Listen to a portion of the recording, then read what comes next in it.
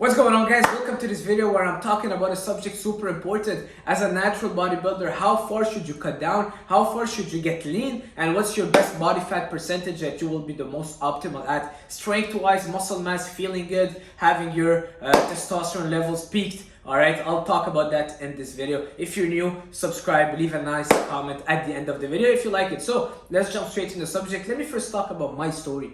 Alright, I started cutting down in June. We're in January. 6 months ago, I was 190 pounds.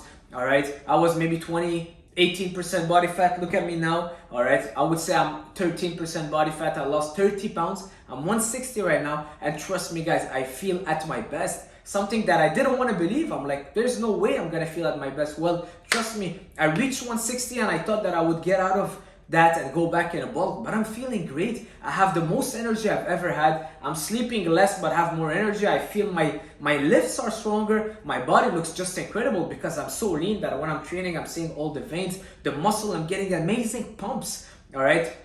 So I'm gonna tell you guys how I did it and how you can do it, alright? It's not an excuse being natural to just being overweight. A lot of people use that as an excuse. Oh, I'm natural, I don't want to lean down because then it's gonna affect my testosterone levels. Well, no, not if you're 25% body fat. Now you still have to lean down, and actually being overweight, over 20% body fat, your body doesn't work as optimally. Your testosterone level gets converted to estrogen. That's why a lot of people develop man boobs, because they're overweight. You can't lift as well. You're not optimal anymore to building muscle because you're overweight. You're overstressing your body. Cortisol level is high. Testosterone drops. A bunch of bad things that we don't want. So get under 18%. I would say 15%. But let's talk really about what I did. Okay, so I didn't cut down calories so fast. I didn't cut down carbs so fast. People want to start cutting down, they will eliminate all their carbs. They will go in a 2,000 calorie deficit. Yeah, it's extreme, but they would go on extreme diets. Of course, it's gonna crush your hormones. Of course, it's gonna make you super tired and you're gonna hate yourself. All right, what I did is going slowly.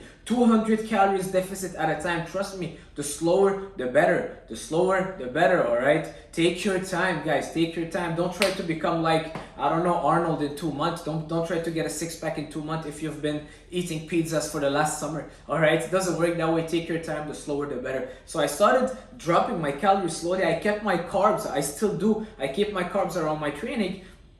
And every single time, let's say I would add a little bit of walking. I don't do any running, walking, or I would cut down a little bit on my carbs. But now I found that baseline, all right? So when you found that baseline where you feel good, all right, trust me, your body will kind of get used to that baseline and you will get back all your strength. A lot of people think that you are stronger at 180 than at 160. Well, I don't believe it anymore. I just don't. For me, at least, it's not the case. All right, I'm getting back to the strength that I had at 190, whereas I'm 160 now. Can you imagine? Yes, in the beginning of my cut, it was a bit hard because it's a shock on the body. You're going in a deficit. The first couple of days, you feel kind of dragging. But then your body gets used to everything. My body got used to that weight at 160. And now it's like if my body kind of found that baseline and is regrouping to just go better and get better from there and get back that strength. I don't want to bulk anymore. I thought I would bulk as soon as I'm at 160. I don't want to bulk. I feel so good. I feel great. And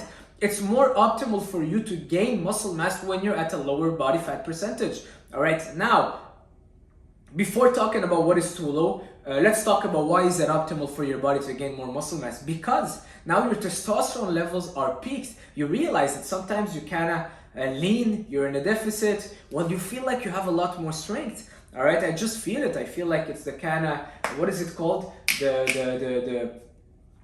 I don't know, the body's reaction. When you're kind of hungry, you're in a deficit, your body gets used to it. And then it's like if your hormones are at a peak, and it's a lot more optimal to gain muscle mass than when you're in a bulk and you're overweight. Your body, yeah, I want to talk about something called the insulin resistance. So your body is very resistant to insulin when you're in overweight, when you're on a bulk, which means that because you're eating too many calories, you're giving your body so many calories, so many carbs, your muscles can't absorb them anymore because your muscles are full. All right, so the insulin, which takes the nutrients in your blood and send them to your muscles, well, it's not working as properly and you become resistant. All right, you become resistant to the insulin. So basically your pancreas has to pump a lot more insulin. Anyways, that's not the subject. But when you're in a cut, you're lean, you're called insulin sensitive, which is great because now you eat a carb and boom, your muscles absorb it like a dry sponge.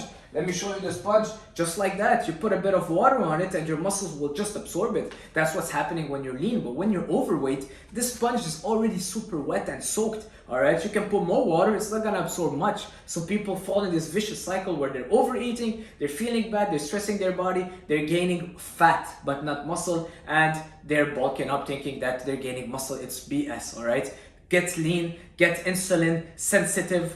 All right, get your body fat low. Trust me, your testosterone levels will be high. I'm at my strongest. All right, yes, I was lifting maybe more on the bench, but that doesn't matter because now I can just do 2 hours. I'm doing circuits, I'm feeling great, pull-ups, jumping, this, that. Joints feel good, which is counterproductive for me. I thought that I didn't want to believe it. I'm like, there's no way I'm that good at 160.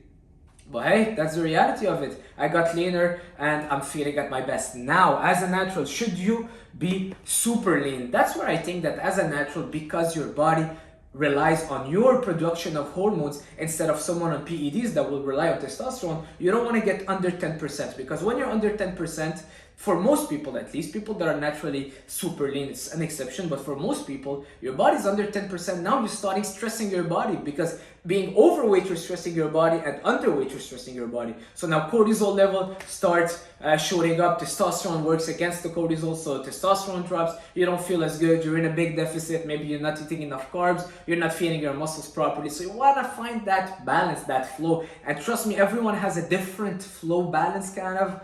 Everyone has a different baseline where their body feels. Well, for me, it's 160, I'm 5'7", but I would say for me, it's 13-14% body fat, at least where I'm at now. I'm maintaining. For you, it might be 15. For you, it might be 10%. My brother is leaner than me naturally, so for him, it might be leaner, all right? So find your baseline, and trust me, even if the first couple of weeks you feel a little bit weak or tired, stick to it. Make sure that you're eating well, you're not dropping your calories much, you're still feeding your body carbs before and after training, and slowly your body will get back into that positive kind of growth. All right, slowly but surely. I really love that. It's been a while that I used to want to hit the big home runs and everything. Stock market, investing. I always wanted something super fast, invest and make all the money, the home runs. But trust me, guys, real results are in small growth, all right? Just stay consistent growth, and that's how I feel right now. Maybe my bench is not increasing 10 pounds each session, but I'm feeling stronger, I'm feeling better, and I'm feeling that I'm growing. That's what matters. If you can get better 1% every single day, trust me, that's what you want. That's all you need. All right. Don't compare yourself to someone on steroids that is getting 200% better, but 6 months from now he will be under 200%. So he will do this and this, but you'll still be there. All right. So that's it for this video, guys. I put a lot of effort on this video. I would really love it if you can leave a like, comment, share, subscribe. I'll see you soon. Stay natural. Stay strong.